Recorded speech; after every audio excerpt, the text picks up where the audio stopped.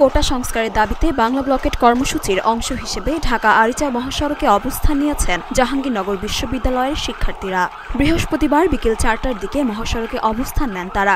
এ সময় বিশ্ববিদ্যালয়ের প্রধান ফটকের সামনে পুলিশ বাধা দেওয়ার চেষ্টা করলে তা উপেক্ষা করে আন্দোলনকারীরা মহাসড়কে অবস্থান নেন।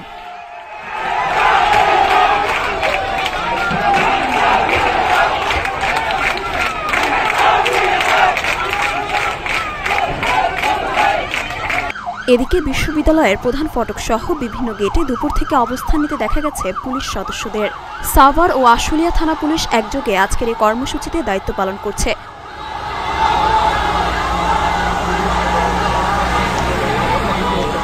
মহাসড়কে পুলিশের অন্তত 10টি গাড়িকে টহলরত অবস্থায় দেখা গেছে। জল কামান ও লাঠিসোঁটা হাতে পুলিশ প্রস্তুত রয়েছে।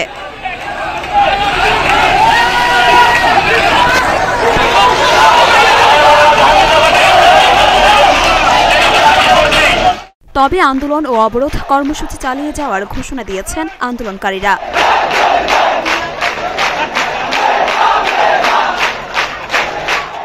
মরিয়ম মিম, ঢাকা পোস্ট।